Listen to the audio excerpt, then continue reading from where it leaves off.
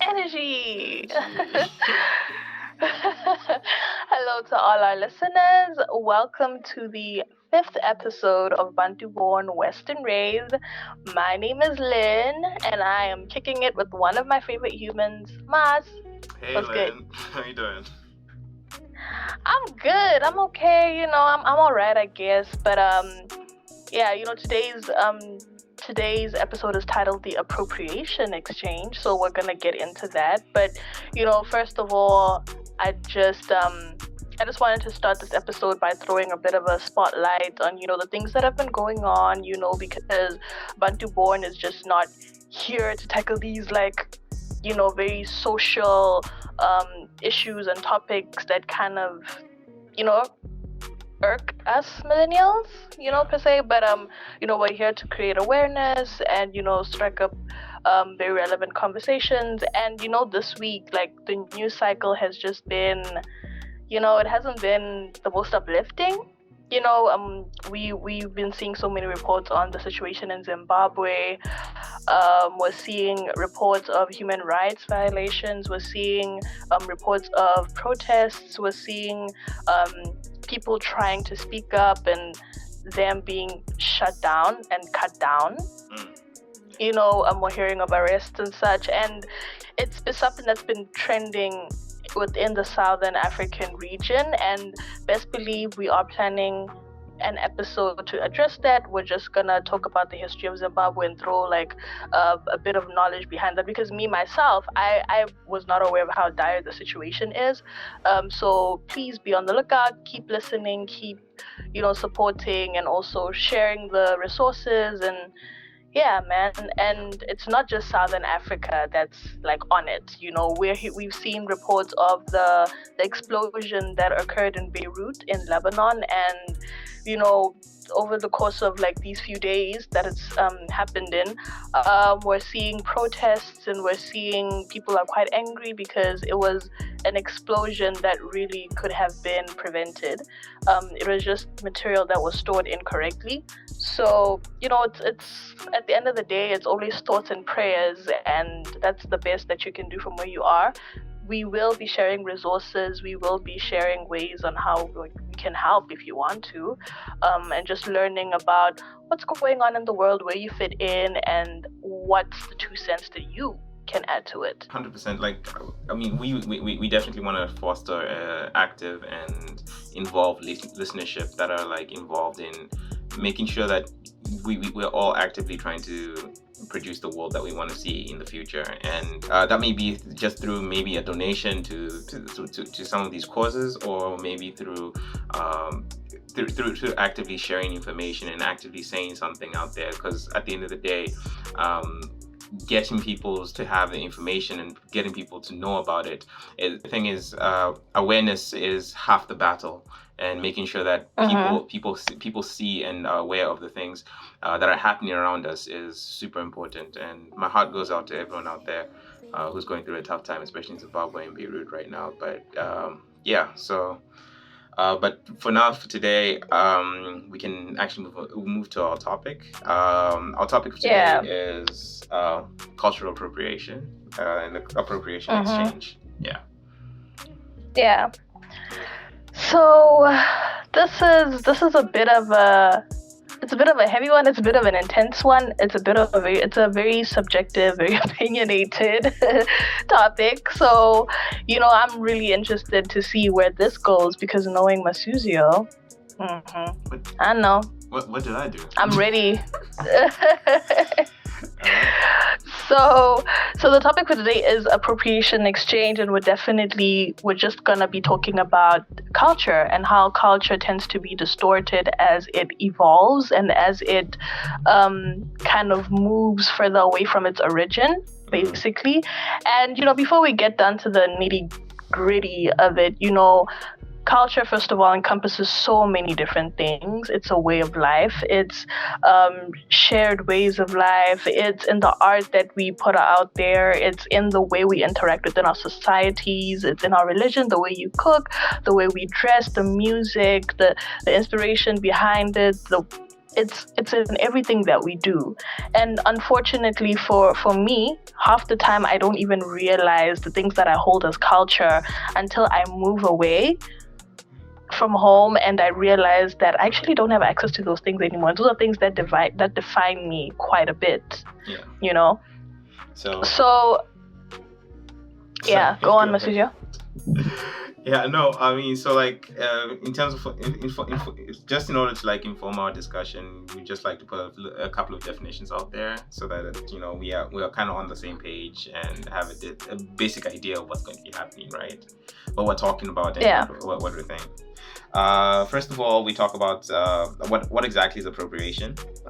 Basically, but the definition I have here is that the adoption of elements of one culture, or basically cultural appropriation, the adoption of elements of one culture by members of another culture. This can be controversial when members of the dominant culture appropriate from disadvantaged or minority cultures. That's basically cultural appropriation.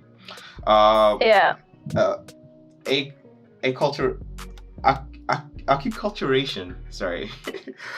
Process. I think it's acculturation. Acculturation. Sorry.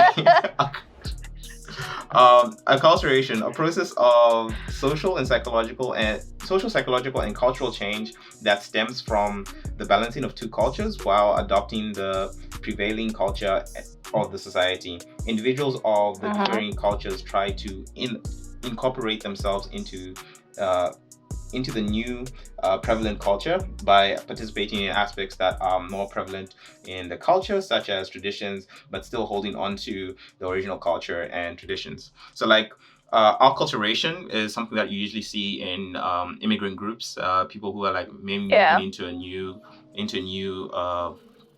new society, and obviously in order for you to exist within a society, you kind of need to adopt what's local, as they say, when in Rome, right? You kind of have to adopt what's exactly happening within that society, and as a result of that, you kind of adopt those new some of the new things that are common where you are, but also you kind of maintain some of your old traditions from back home where you're from. So that's a lot mostly apparent in a lot of immigrant groups. In the past, it used to be apparent in groups like when one group is captured by another, they tend to like assimilate into a new culture, but also they come and bring in some of the things from back in the day, right? Yeah. Okay. Cultural assimilation. Cultural assimilation is a process in which a minority group or culture comes to resemble the dominant group and assumes values, behaviors, and beliefs of the another group, right? And finally,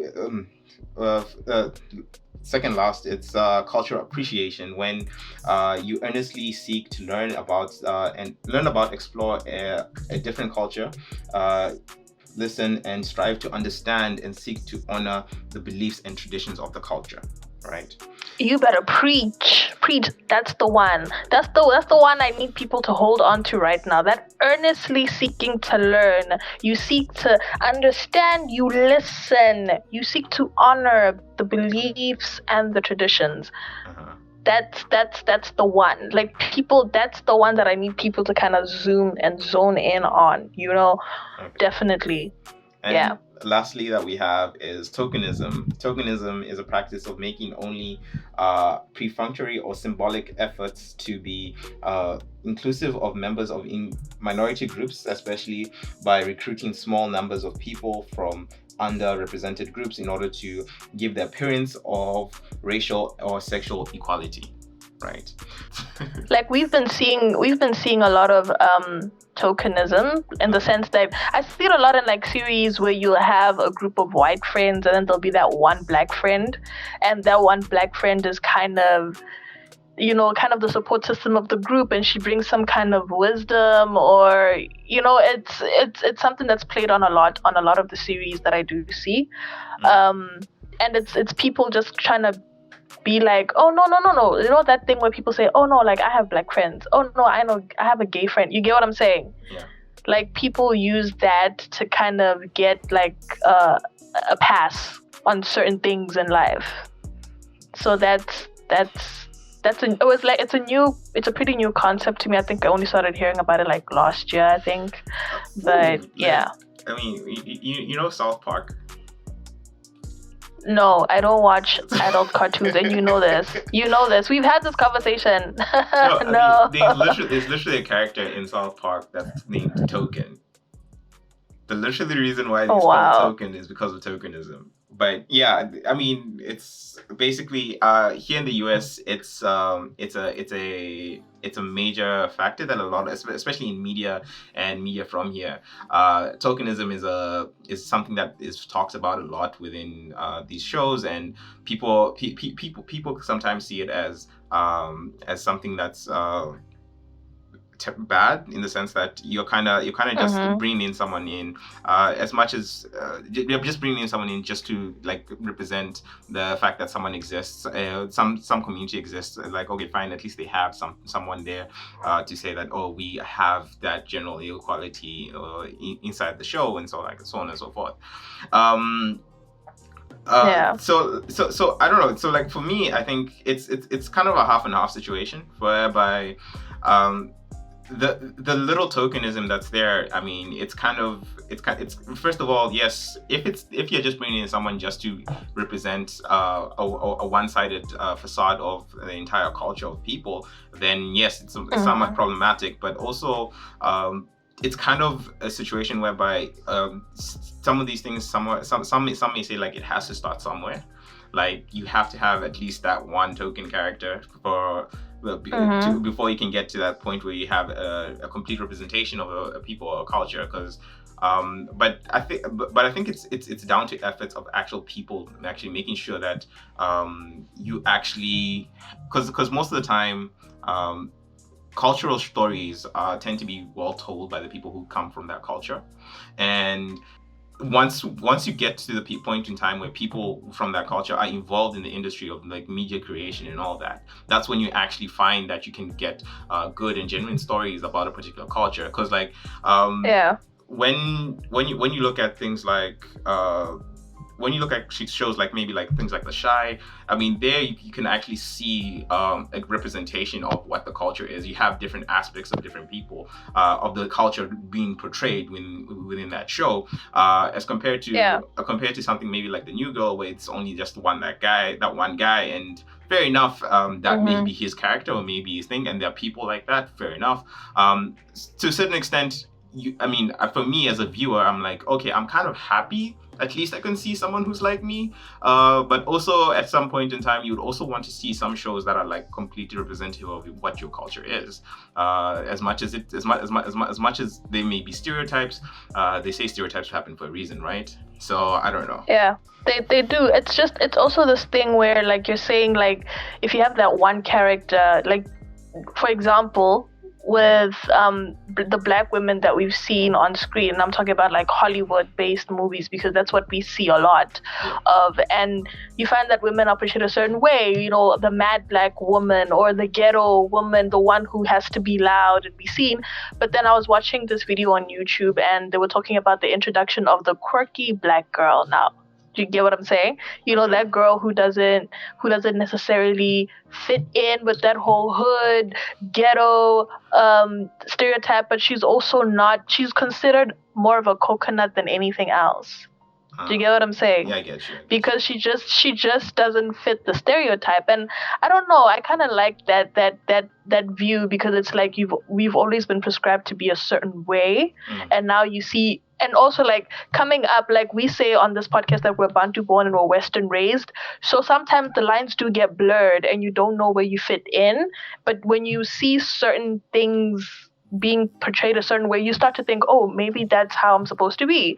But then the introduction of this quirky girl who's figuring it out and fumbling through life also is like a great like jump off for us to be like, oh, okay, so there is space for me to kind of just figure it out. But anyway.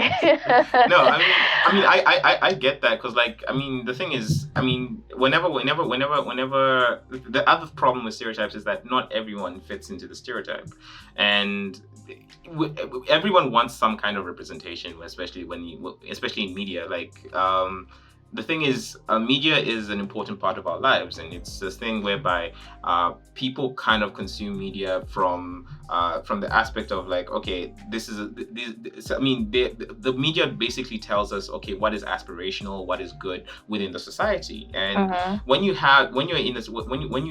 in a society which doesn't appreciate you for who you are, you kind of have a problem, and you're kind of stuck with a misrepresentation of yourself as the only thing that you can turn to and be like, oh, this is me. And when you're relying on media to kind of give you some kind of aspect of who you are, or kind of show you who you are within the society, it's somewhat problematic if you can't find someone who actually fits to what you see in yourself. Right. And exactly, you kind of feel like, okay, fine, maybe there's something wrong with me. Right.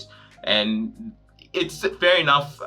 We should be out there teaching people that, no, you know what, despite, even if you don't see yourself in media, you should continue to be who you are, because that media is not the end all and be all. Because like my dad always said, you know, whenever I'll be there watching cartoons, he's like, you know, these things are not real. I'm like, yeah, I get it. I understood that, but you know, yes. So you kind of want something that just your mind can somehow, I don't know, relate or relax to, or exactly. I don't know. But and when those things don't gel with who you are, it becomes more of an internal conflict, I think, for people in that situation. And so media representation is an important thing especially for young people and developing people to actually see themselves in there. And it's something that as much as some people may scoff at and be like, okay, I mean, you shouldn't be able to see yourself. You shouldn't rely on a show for your cultural, your own identity. It's something that naturally happens. As humans, we want to see ourselves. We want to be like what's around us, right? And if we don't see ourselves in what's around us, we automatically assume there's something wrong with us, right? That's true. That's exactly true, because all the things that we've been talking about these past couple of weeks have been more topics about the mold, like where do we fit in? How do we assimilate? How do we find a way in a world that seems to be pre-designed to accommodate different people and not necessarily us over here in the southern region of Africa? So with all of these definitions that you've given us about based around cultural appropriation and all of that, and media is like a huge influence in that arena. Like media, mainstream media, like I don't care if you're, you know, like media influences a lot. And me personally, I follow everything. Okay, I want to know what's up, what's going on. I want to know why, who dumped who, and why. Listen, I follow all that stuff. I work all week as a geometrician. I'm not trying to spend my weekends like watching weird stuff. Okay, I need to decompress my mind. I live for media. Okay, I live for that mainstream stuff. That's me. So the thing to understand with all those definitions is that for as much as they all kind of sound similar, cultural appropriation is more a form of colonialism. All right. We talked about this. I think it was the first. Actually, all of our episodes, we've said that colonization has had a huge influence with us being African and where our cultures are and how we respond to general life scenarios and situations and, you know, stuff like that. So we do see it where we feel like colonizers move in and then we adopt their cultures, or we there's an interchange that happens, or you find that we talked about religion within one of our episodes, and we said that some of our African traditional religions, we were shamed into kind of like hiding them and living in secrecy over them. You know, and there's definitely power dynamics when it comes to like cultural issues. There's definitely all those definitions you gave, you were talking about dominant groups, you were talking about the originators, you were talking about migration. You know, there's different scenarios in how culture evolves, essentially.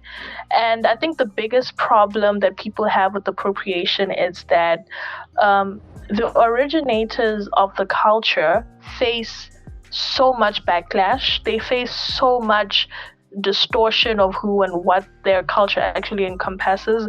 And then the actual appropriators, they get praised. They get called trendsetters, they get called edgy, and they get called like, you're woke, you're giving like this particular culture a platform. But what appropriation actually is you choosing that one element or a couple of elements from a culture and choosing to showcase those things and not necessarily knowing the backstory, knowing the history of it. You're just using it for some kind of gain, a self-gain of sorts, I would say. For me, that's what it is, bottom line. Okay.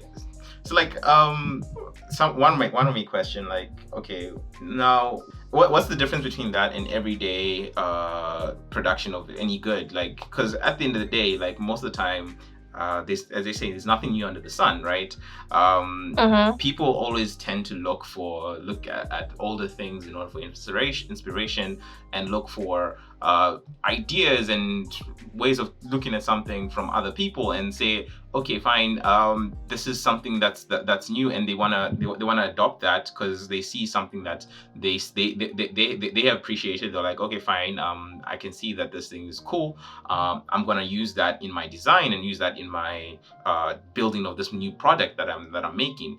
And so one may ask, okay, fine, so what is wrong with that? Because compared to that's what's been happening for centuries, because people just look at something old and say like, okay, fine, I can reinvent it or reinvigorate it in the same way. So that's what someone may be asking.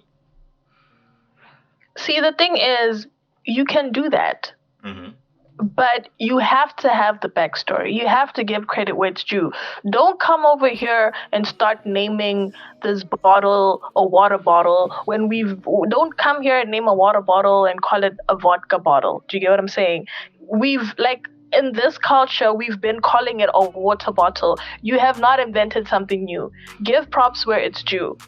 Like you need to take the source of that inspiration and you need to give props where it's due. Like for example, you see like authors when they're writing books and stuff like that, and they decide that they're gonna have a certain setting, they're gonna have a certain country as the background for whatever they're writing. You do your research. You find out why certain things are a certain way. Because just today I was talking to my cousin and he was telling me he read the #1 ladies detective book or something like that, and he was saying the way the person wrote about Botswana was just spot on. The person knew things that we could relate to. And that's somebody who does their research. You do the work. You give props where it's true. You give props to the source of your inspiration. You don't just act like, oh, I discovered Botswana. Yeah. Let's not. Yes. Know your place. Have a bit of respect. And it shouldn't be that hard. It shouldn't like, of course, the problem now is that we have things like social media. So before we weren't aware of these things, if people came over and they liked our culture and we showcased it, we felt good and we felt it was okay for them to take these things back to wherever they came from. We've always just labeled those things as kind of touristy type of things, like it happens. It is what it is. But now people are woke to the fact that, hey, people are taking our culture and they're turning it into a hustle. They're cheapening it. They're reducing it to something that's just every day, whereas this is an actual part of my culture. And I've been judged for carrying this thing around with me. I've been judged for being a certain way. I've been discriminated against for the same culture that you're now taking and putting on a pedestal. That doesn't sit right with people anymore. That doesn't work. So yeah. It's mostly about the culture now is being accepted despite the fact that it's something that we used to be judged against, or yeah, the thing is, we wanted to be accepted for so long, Masuzio, for so long. Like, especially in Africa, Africa has always been treated as like a dark continent. Like, what good could come out of Africa? And then at some point, we started to realize that, you know what, we've got this. We are, we are proper. We do have something to offer. We are worth the investment. We are worth the effort. And then I feel like, honestly speaking, I feel like for as much as social media can be a detriment to society, it has also saved us. It has given us so many different platforms to to, like, Mr. Jelly, you realize we've literally created a podcast so we can sit here and talk about our cultures. We're literally trying to create a platform to talk about Southern African culture. Like, do you understand that? This is what social media does. So for me, it's not trying to be angry about the fact that, oh, I want to be accepted and all of a sudden I'm being accepted because somebody else did something. We've been here. Yes, I think you're definitely right in the sense that for a long time, within the scope of human society, we have been looked upon as like the dark continent, and it's been a normal association. Despite the fact that now, but the thing is, like, people now be like, okay, we're looked upon as a dark continent. Now we have an idea that, okay, fine, people have this appreciation of our culture. So why is it not that we're seeing people as much as we see people from outside come in and taking the culture? Why aren't we taking our culture and from here and then pushing it forward out there? The same things. Capitalists will be like, okay, fine, you know what? You have something. It's a good product. You see there's a market for it. It's your time to go and out there and push for it and try and make that thing happen. Why not? Why aren't we seeing a lot of people from Africa trying to do that and trying to make a living off this thing? Because apparently it's marketable within the market. Yeah, because I think there's a lot of different moving parts in turning your culture into like a hustle. I think there's a whole lot of moving parts. And also, we also need to understand that it's privilege. There's some privilege in it. The fact that me and you can sit here and actually have the elements to produce this podcast, that is privilege in itself. Not everybody has the know-how. Not everybody even understands what cultural appropriation is. I know a lot of people back home who do try to take our clothing, the food we eat, like what I think the first episode we were talking about mopane worms, and now you actually see companies from like the UK trying to package them, and you're like, why don't we do it here? We have that African chewing gum. Why don't we package that and sell it? We have so much. You have people who create clothing from leather, cowhides, I think, and that's a big thing in Botswana. Yeah. And it's something that I know that Botswana is quite well known for, things like that. But unfortunately, sometimes at the grassroots level, people are just not aware of how to move their products to a space where it's creating a cultural exchange. Yeah. People are just unaware, and these platforms that we do have, you are privy to them. There is some sense of privilege, and I think it's then up to us to make sure that the information trickles down to the people who don't know, which is the aim of things like this podcast, the aim of sharing resources and creating awareness and having more guests come on the show and give us their 2 cents and so on and so forth. It's just creating a chain of knowledge at the end of the day. For me, I just think that it's a knowledge thing. People just don't know how important their culture is. Like I say, if you're living with the day-to-day, it doesn't become like culture. It just becomes the day-to-day. It's an everyday thing. You don't see the specialness of it. It's just there. Yeah, because it's overlooked. Because I have a friend of mine here who is trying to run a African traditional food shop, right? So like basically how they're doing it, they're importing food in from back home, stuff that you and you take for every day for granted. Like something as simple as being able to get meal here is terribly hard. So yeah, I know. So getting college is not exactly the easiest thing to do in the world. So what they've gone out and done is that they've started a little business of their own. They're selling food from different African regions. So basically, what's ended up happening is that they're just selling that food, and people come in and buy that food. And most people from back home would be like, oh, I would love to go and buy that and support the business. That's one thing. That's the one place that they're actually getting their a lot of the market from. But also in addition to that, there are also people who are out there who are just genuinely interested in African culture, and they're like, oh, there's an African food place somewhere here, so let me go out and go and see that. Because like what you find here a lot is there are a lot of actual places that would be like a Vietnamese restaurant or Chinese restaurants, all these different kinds of restaurants. And what you find in a lot of them is that those places are usually run by people from that region, right? And but what you don't regularly find everywhere is you don't have an African food restaurant or an African place where people can go and can relax and think. So I think a major reason why we don't really have a lot of people coming out here and taking advantage of that cultural exchange and just exchanging those cultures, because like the main reason we don't have that is because Africa has been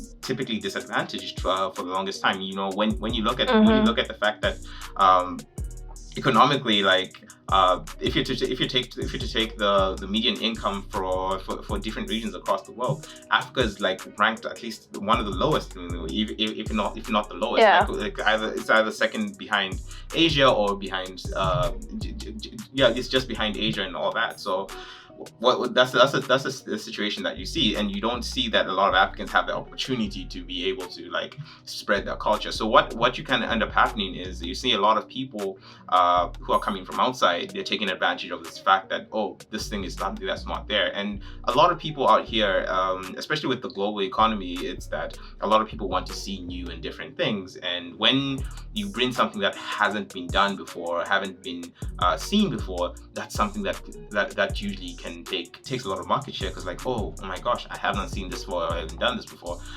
People are always out there looking for new ideas. So it's upon people.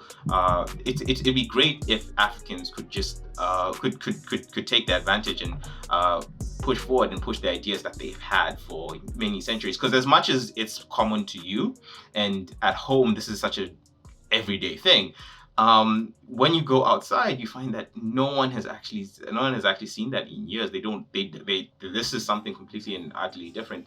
And people are always interested in finding out about your culture and listening to you, things that you say, because they don't know about these things and they haven't experienced these things before. And I mean, it's typical that when you meet someone new, you're gonna have to ask them questions about who they are and where they're from, right?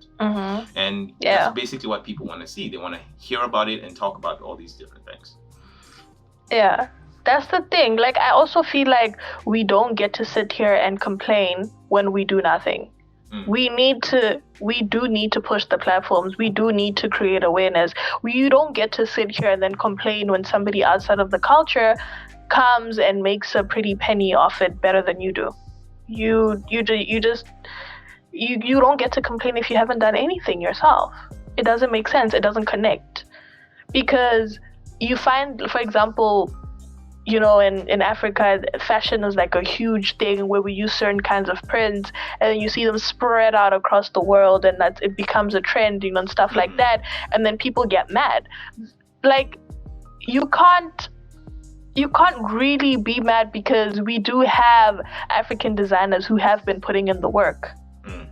Do you get what I'm saying? So when it spreads, you get to say it probably spread because they saw it, because it's something that's well known, it's something that's being pushed a lot on the continent. So there's other certain aspects of our cultures that we just sit on, and then next thing you know, a company in the UK is packaging mopane worms, and you're just like, what? But anyway, Masuzio, I think also the major thing with appropriation is there's this seeking of validation. It's like you want other people to say, this is okay, this is great. So when you see people wearing certain things or like wearing certain clothes from your culture, you're like, oh, okay, so this is a trend, so it's okay, so it's acceptable now. So I'm accepted. You know, we tend to feel that way. And I feel like with appropriation, there's always this sense of wanting like white validation. And there's this misconception that, because I guess that's how it's always been, like the way we've been socialized and come to think of it is that white people are always at the top of the totem pole, and then everybody else just comes after them. So if we have their approval, oh my goodness, we are golden. Like, we are set, like, we're good. And I think that's the misconception about appropriation, is just thinking that it's a white validation thing. So Masujo, let me ask you this now. Sure. Do you think there can be appropriation within the same race? Sure, why not? I mean, and by that I mean, for example, let me say black people, right? In general, black people are spread out all over the world. You have black Brits, people from the UK, and that's life. And then you have people from the Caribbean, you have people from the Americas, there's different variations of black people, right? Do you think in that instance, and then there's obviously black people from Africa, but do you think in that instance we can appropriate from each other? And if that's the case, how do you identify appropriation? Because the lines get blurred. Yeah, because there's a huge thing. Because when we talk about, especially with the African diaspora, it gets really muddied. In the sense that when you talk about the fact that if we're talking about the fact of how a lot of these groups originated in the locations that they originated in, is not that it was a voluntary transfer of people from one point to another. Those people did not go there because they wanted to go to seek a better life and immigrate to that point. It's that their ancestors were put there because they were forced into that situation. And fair enough, it's not like slavery is a new thing. It's like slavery was a new thing in the world before the transatlantic slave trade, but the transatlantic slave trade took it to quite extreme levels, and to the point whereby normally slavery that existed in society was that people were able to, like, even if you were a slave, your children are not slaves. You could grow out of slavery. You could earn your way and then earn to be a free man. Even if you talk about slavery in the Bible, you could hear the people being able to get to the point whereby they were free men. So the transatlantic slave trade was a situation whereby they made it so difficult for a person to even come out of that. It was quite barbaric at that point in time. And if we look at things in the light of that, and we talk about cultural appropriation in the sense that, okay, fine, what we see nowadays is that people from maybe African Americans are they look back at the continent and be like, okay, seeking to reconnect with the continent and reconnect with what is happening over there, because they feel a kind of a gap in their heritage, a gap in their ideology, and in the gap in who they are. And so in as much so Masuzio, let me ask you a question. Like, this is where it gets really confusing for me. How do for example, how do African Americans, right? Yeah. How do they stake a claim to a culture that has evolved without them? What are they trying to hold on to exactly? Like, I understand that, their forefathers and their ancestors, they left Africa with certain traits of their culture and they carried them over there. And like I read, like, as the slave ships were moving and everything, they were literally stripped of their identity. I agree with you on that one. For example, you hear things like hair was shaved off, you get given new names, you can't tell each other apart. You're all the same now, because those physical features were some kind of representation of who you were, where you're from, your status in life, and stuff like that. And then so when you crossed over, that was wiped off, and then you get over there, you're under somebody else, and so on and so forth. But then they also progressed over time, and they built up their own cultures. Their cultures evolved. That is the essence of culture. It evolves. It happens. You preserve it. It evolves. But we are constantly preserving it. It is what it is. So now for people for people, for example, in America to want to take aspects of our culture now here in Africa and try to profit off of it, do you get what I'm saying? That it doesn't connect for me. You see, it doesn't connect. So I need you now to explain to me how they can lay a claim over a culture that has evolved without them. Okay, so fair enough. I kind of see that point, because like in the same way, if we were to appropriate their culture, they would look at it as cultural appropriation, right? And that's the thing also, because for as much, the reason why this episode is called up the Appropriation Exchange is because eventually the point I'm trying to drive towards is that we appropriate each other's cultures at the end of the day. True. The bottom line, like we picked up things from them and they pick up things from us. For example, I used this example. I don't know if it was with you or not, but the use of the N-word.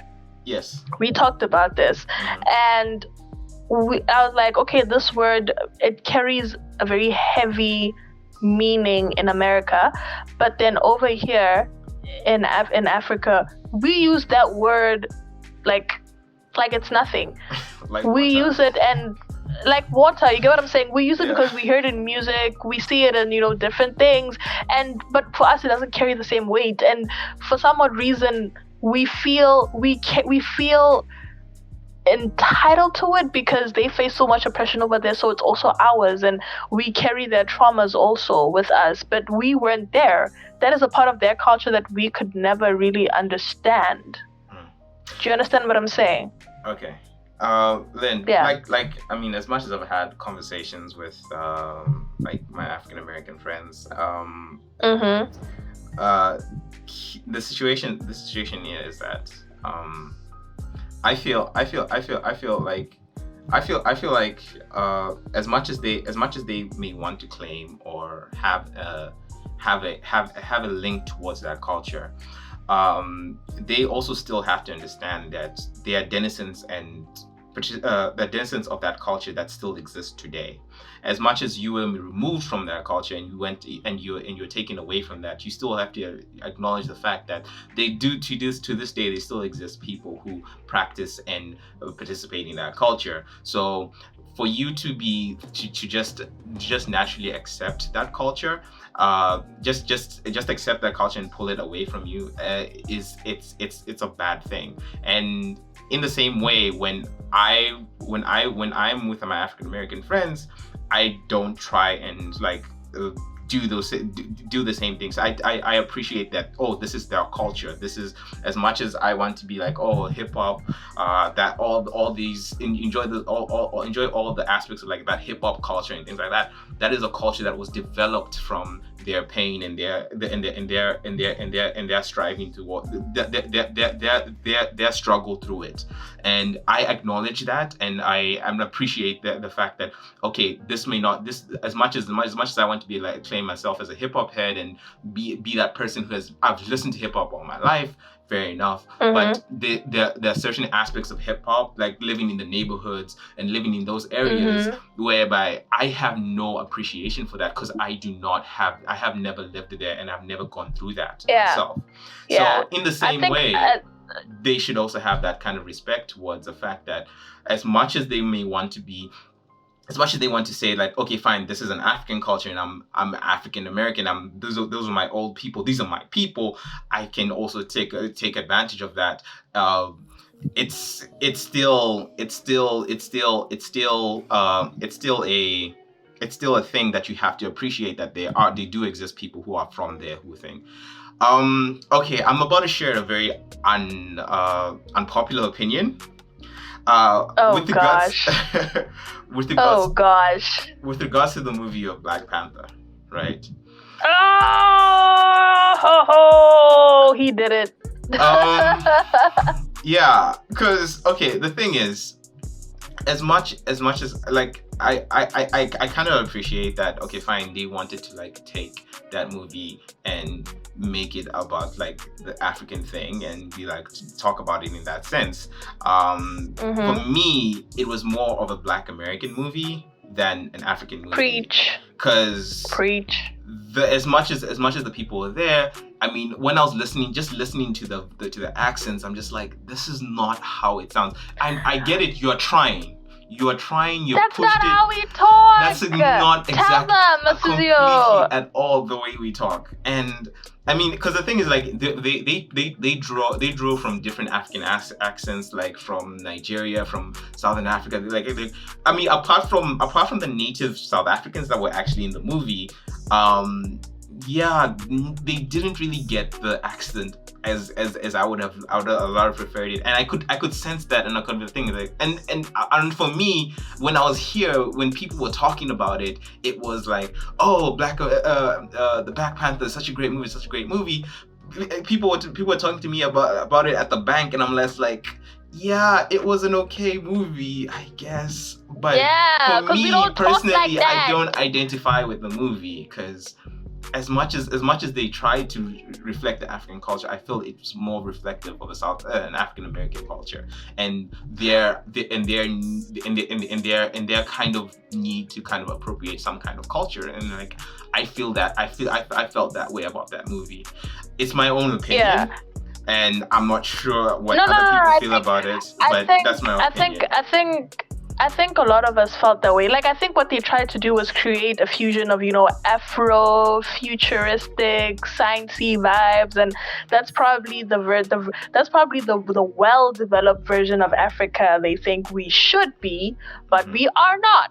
So it was very hard to relate. Like, obviously there were certain aspects of the movie where they had like the blankets that they wore. That's more like the Soto culture. Little things like the spear throwing. Some of the way they dressed. Like that was a bit of the culture, but still, that's not a culture that's like in my face. I don't know that. I could not relate. To me, it just came across as another Marvel Hollywood movie. And the accents, guys, we don't talk like that. Please. Get it right. We do not talk like that. Like I have a teacher who used to say like pronunciation depends on the number of teeth that you have, and I stand by that. But we don't talk like that. Marvel, do better. Well, yeah. So.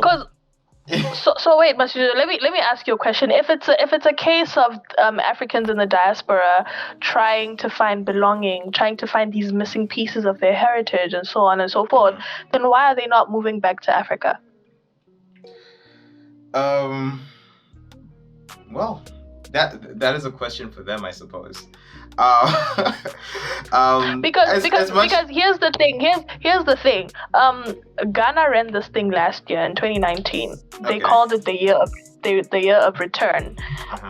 They were trying to just kind of commemorate those 400 years ago that the first slaves arrived in America.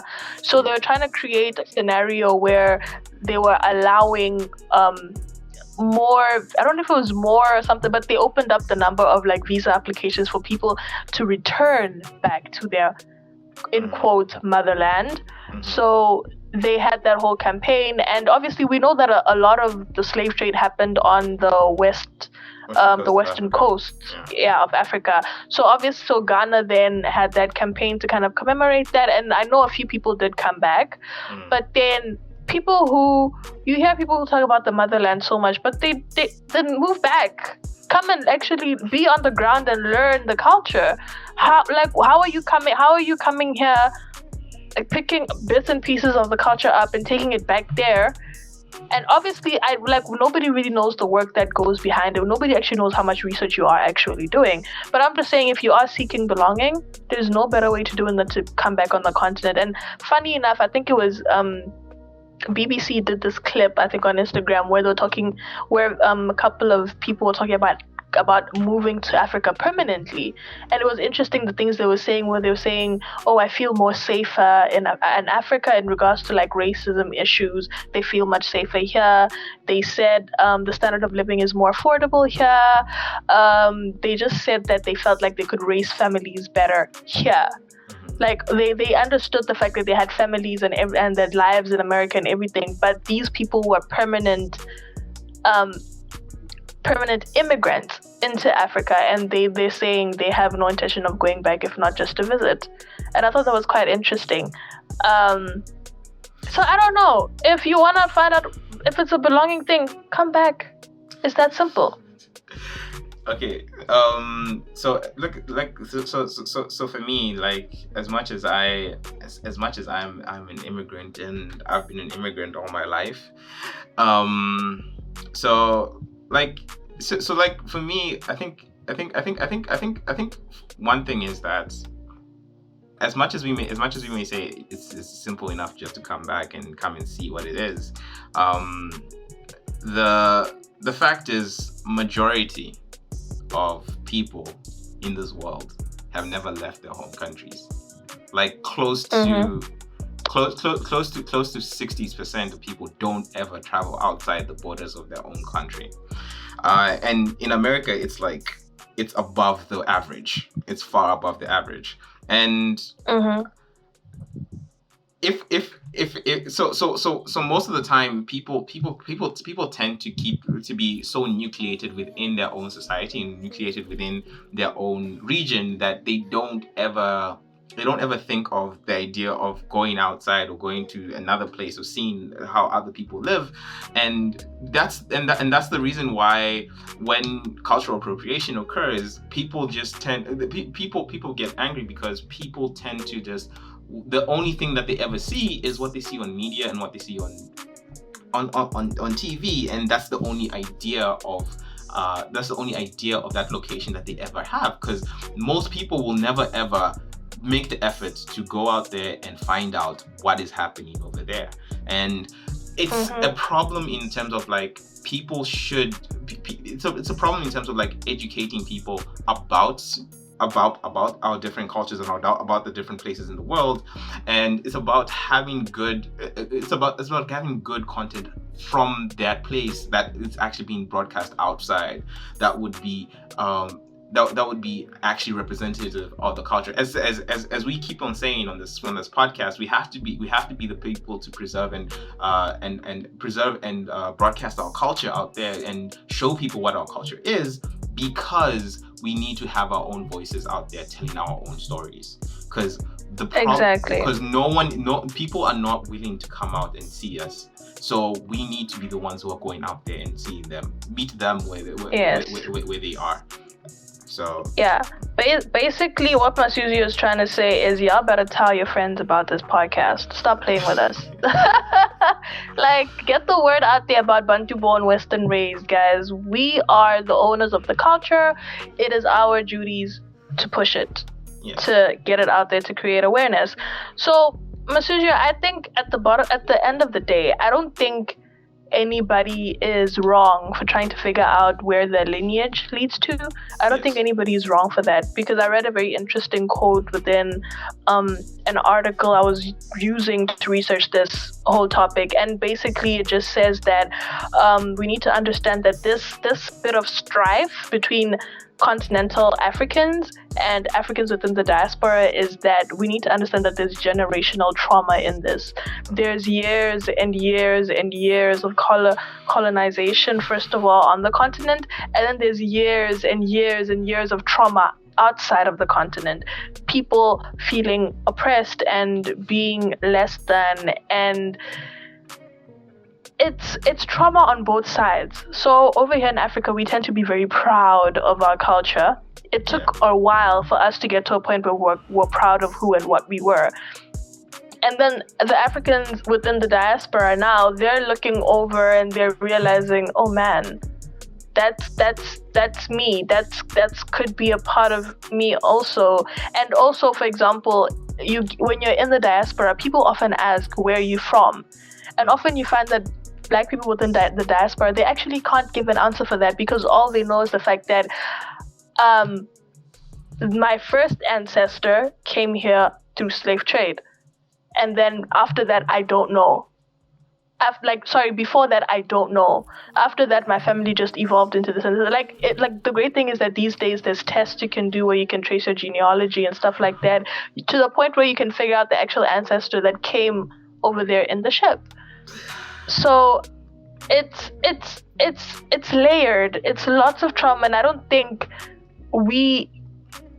you know what? It's a murky topic because I'm proud of my culture and I want to protect it, but I also feel like I don't want to stop anybody else from learning about their own culture. But that's the thing. Learn. Don't use it. Acknowledge it, appreciate it, learn it.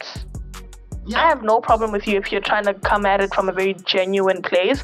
I have no problem with it. But don't take my culture and try to flip it for a penny. Let's not do that. So there's often this expectation or this thing that the creative realm is often they're left out of this conversation of cultural appropriation. They're excused from the conversation because it's just art, man. It's just inspiration. You just go with the flow. But through the years, we've seen like a lot of mainstream media kind of getting caught in this whole appropriation thing. I think like of recent there was a whole lot of controversy surrounding the Kardashians. Like they started like braiding their hair and people started calling it a different name. They started calling them boxer braids or something like that. I don't know. But a lot of African Americans took offense to that because they were like, that's been my culture for a long time, and there's so much history in that. There's so much community, there's so much hair grooming community around that, such self-love and acceptance and all that, so people were really touched about that. And then obviously, like Masuzio mentioned, Black Panther, that was like a huge controversial thing for Africa, where people felt like the true Africa was not portrayed in that movie. And then this is the idea we've had for like the poster for this particular episode was like the Lesotho blankets. Like Lesotho blankets, that's what Lesotho is known for, you know. That's what we see in pictures and stuff like that. But now Louis Vuitton thought they could be like smart, so they started using those blanket designs in like shirts, and they started adding it to their designs and kind of adding it to the aesthetic of their clothing and stuff like that. But they got caught out and they got called out for being appropriators. You get people trying to design sunglasses like Jean-Paul Gaultier. You know, he tried to like design sunglasses, and he was using emblems from like Polynesian culture. Like, you know how people always go for those tribal tattoos, even the African tribal tattoos. I see a lot of people going for those, but they never really understand the true meaning behind them. Like personally, I know I love tattoos and I want tattoos, but I've been trying to do the research and figure out what tattoos work, what are they for, because I don't just want to get something on my body that looks cool without meaning, if you get what I'm saying. Yeah. And then, you know, you get a lot of complaints, a lot of cases in court about things like Aboriginal art in Australia, or even Native American art being cheapened, and you get artists kind of reproducing things that have already been there. A lot of these artists do get called out. They get taken to court and they get told, stop copying, stop appropriating, you know. And it is a major issue, I guess, in like the art world, like down under Australia, and also in America. Like I said, it's like native art is, you know, being cheapened essentially. And then festive culture, like Masuzio mentioned, like the whole Caribbean vibe and stuff like that. A lot of people do appropriate that because you find that a lot of those celebrations happen throughout the world, where it's like Caribbean vibes and Caribbean celebration of culture.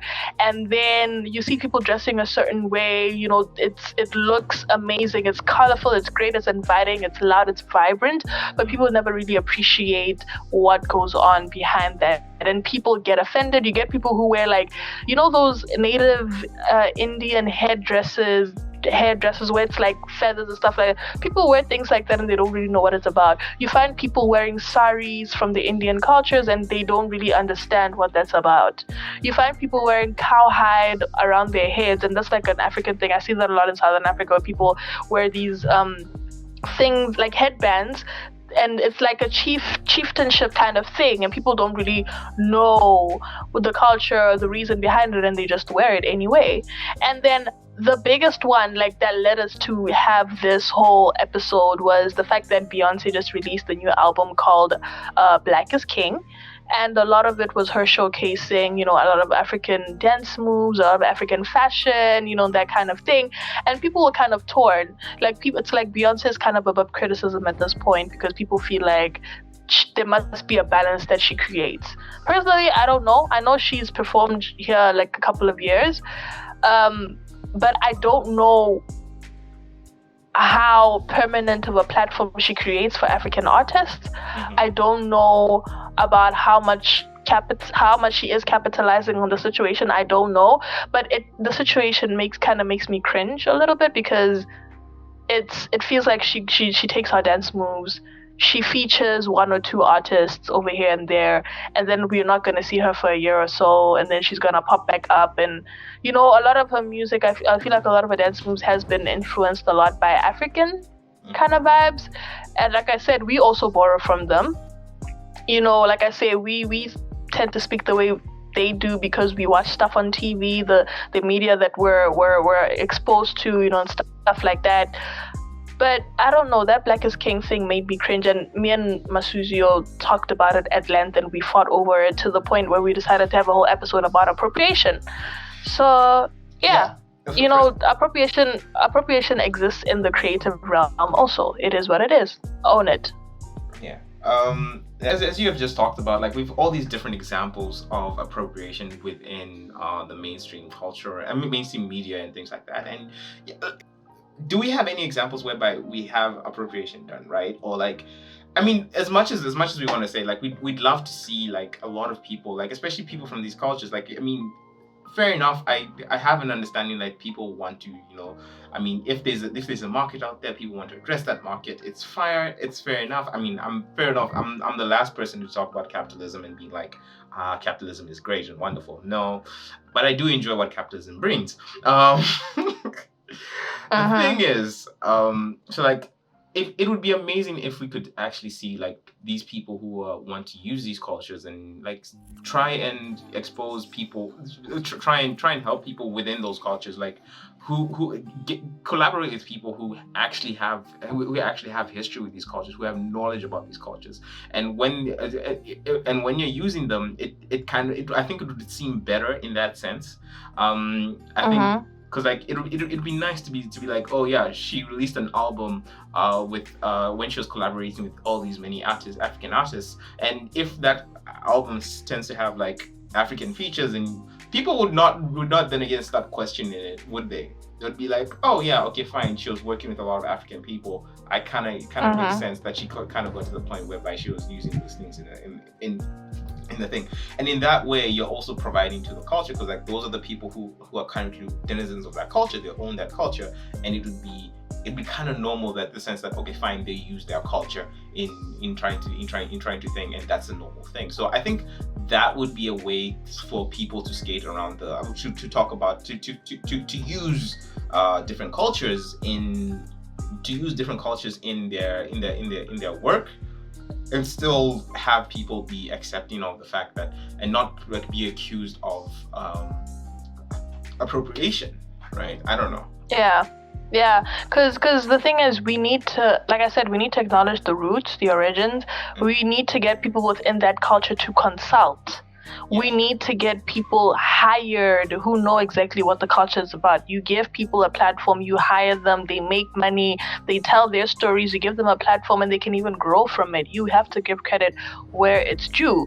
At the end, I think the best way to identify appropriation is, at the end of a process, ask yourself, have I actually created a space for this culture? Have I created a space for these people? Is this a platform that they can stand on? Is this a sturdy platform that I have created for them? I think that's where you can tell whether you've appropriated or whether you've shown appreciation or you've shown them some love. And you just need to learn. I think what Beyonce needs to do is now release the video of her doing the behind the scenes work of it. I want to see her sitting down with these people in actual conversations, them talking about their culture, them talking about the beats they use in their music, and why she needs to adopt them, why she needs to adopt those particular dance moves. That's what I'd like to see. Then I'll feel much better about that whole album. I think that'll make me feel better personally. I think what needs to happen, especially within the African diaspora, is that we need to acknowledge that we all have some parts of some kind of ownership over some kind of ownership over the cultures that that we all possess. Like we kind of feel like we have some kind of ownership for everything, from the whole Caribbean thing whereby they have festivals and all these amazing things. Like I really would love to go to the Caribbean and see what the Caribbean culture is like, because like I see that culture and I'm like, this is kind of cool and amazing, and I feel like they have made a whole different thing over there, and it would be really interesting aspect to just go and see and appreciate what they have and what they're doing there themselves. Everything from being in the African American culture to like African culture. I mean, we kind of as just people of color and people of like the same color and same skin tone, we kind of have that kind of thing of whereby we kind of want to own the same thing, but we also have to have an appreciation that as much as we want to be say like, oh, this is I can take this and use this. I also have to have an appreciation of the people who are actively participating in it. And from that idea, we also have to like try and make sure that if you're an American and you're trying to use Caribbean culture, I mean, the best idea is to find someone who's Caribbean and, you know, collaborate with them and talk to them and see, and they can give you an inside look of what exactly is about this thing that you're interested in, how exactly it's used in their culture, and how exactly you're supposed to be using it. And that it's not forgetting the fact that you are not currently you're not currently participating in that culture, and therefore you should not just claim it just because your skin tone matches, right? You should claim it because you are aware of how the context of that thing and the context of that behavior and where it's coming from. So as much as I would want to be a rapper, I would not just talk about like the rough streets and things like that. I didn't grow up on rough streets as much as because you'd be ridiculed because of that. Because I didn't grow up with gang shootings and people shooting at me. I mean, if I was going to start rapping, I was going to rap about what I know about and what I talk about. I'll talk about, oh yeah, I lived in Gabs. This is what Gabs is like, blah blah blah, things like that. Because people, as much as in hip hop culture, you'd be like, if you see someone doing that, we call you fake.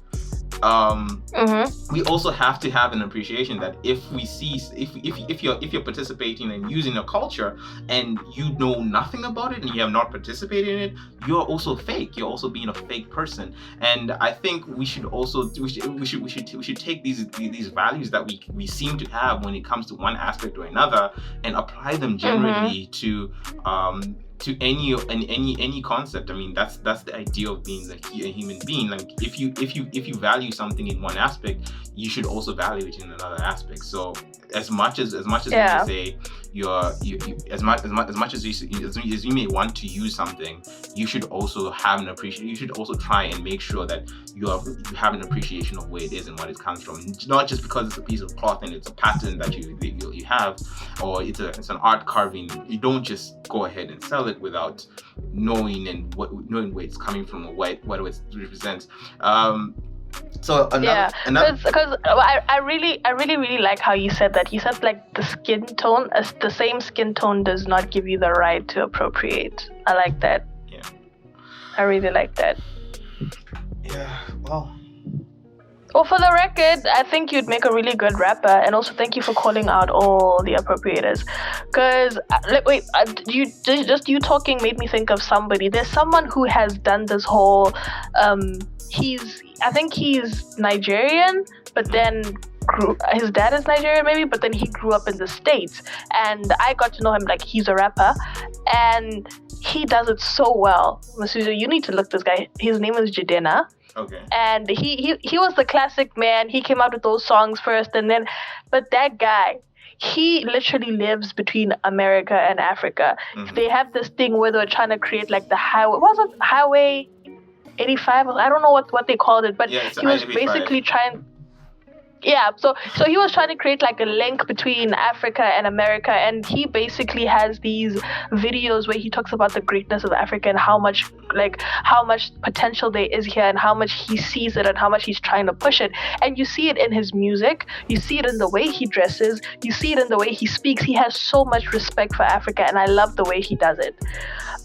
But yeah, he's just somebody that I feel like he really does respond quite well to the African culture. He doesn't appropriate it, for as much as I do believe that he does profit off of it, but it's something that he's been holding on to for quite a number of years, and that's like some serious dedication to the cause right there. I feel like he does it quite well. Yeah, But I think mean, he has African parents. You know, you have to appreciate that. Like, if you have African parents, you have to appreciate that. Exactly, because like we said in our last episode, sometimes it's just respect to the ones before us. We hold on to these traditions out of respect. Of course, some of these traditions might be like archaic and stuff like that, but we hold on to it out of respect. And also, you do want to kind of know yourself better. You can't progress and know self if you don't know your roots. You don't know why you've been raised with a certain mentality. You don't know why your community is the way that it is. You need to know who and what you are. You need to learn about your own culture. Also, that's the thing. The more we get urbanized, the more we move away from home, the more we are within the diaspora. Even as Continental Africans, we still need to keep learning about our cultures. End of the day, period. That's what it is. But also, I feel like this whole culture thing, Masuzi, I feel like it gets murky. I feel like sometimes we don't really know where, even in Africa, because Africa is such a melting pot, and even if we just talk about within the Southern African region, we borrow from each other's cultures so much. It's all the same. Because let me give you an example. In Botswana, we have this thing called German print, German, you know? So in South Africa, I think even Lesotho, they call it, I think it's shwe shwe, something like that. But the reason it's called German print is because it's print that originated in the Netherlands, I think. And it's like Dutch wax fabrics, and then they were brought through Western Africa and Central Africa, and they've landed here to the point where in Botswana we call it German, which means, German. So sometimes the lines get blurred because we've adopted these things into our culture. The lines get so blurred and you don't really know if it's your culture, if it's like a German-based culture, like what is going on here. I think we need to learn the fine line between borrowing and appropriation. I don't know. It gets quite murky. Like, South Africa is also such a melting pot. They use so many different patterns, like in the way they design their clothing, the beading. It's very intricate and it's specific to certain tribes, and stuff like that. But it also gets murky. You kind of lose sight of whose culture is whose, and that's a huge thing in Africa because we don't document our cultures, we don't preserve them, we don't actually take the time to learn our cultures, we just go with it. I think that's a major problem. Personally, for me also, there's so much I don't know about my own culture, so I am calling myself out. Yeah. So, I mean, Lynn, I feel like that's like a whole other topic on the other hand. And unfortunately, we're currently coming to the end of our show run right now. I think we're about time. Okay, so we're wrapping it up. Lynn, I mean, do you have any final comments that we have for our viewers, in terms of like cultural appropriation and how exactly how someone should approach the topic, and how they should look at even if you're being the one who's appropriating versus if you're being appropriated and things like that. What are your views on it, and how exactly should we go forward with that idea? I think it's a conversation, personally, for me. I think if somebody tells you that you are appropriating, do not take offense. Ask them why. Learn. Don't be like, oh no, I'm just creating awareness about this culture. Like, come on, like, it is what it is. No, let's not be those people. You need to learn that people are affected by things in different ways. You need to be tolerant and open-minded and let people express themselves. If somebody is offended, they are perfectly allowed to feel what they need to feel. figure out why, and go from there. And we just need to learn the fine lines between showing interest, showing appreciation, and actually appropriating. You need to learn how to read people, read situations, figure out the lines, guys. And lastly, for me, I think we need to create awareness about our own cultures. Own the narrative. That's what this podcast is all about. Own the narrative. It's your culture. Push it, put it out there. Like, bottom line. Guys, thank you so much for listening in. We are Bantu born, Western raised. Find us on social media. We're on Instagram, we're on Twitter, Gmail, bantuborn@gmail.com. We kept it simple for y'all, okay? There's no way you cannot get to us. So find us, like us, subscribe. We're on YouTube, we're on Google Podcasts, we're on Anchor, we're on Spotify. We are everywhere. We're on iTunes, we're everywhere. Find us, listen to us, give us criticism, give us your opinions. Yeah. We're here for it. So this is Bantu born, Western raised, and we are signing out.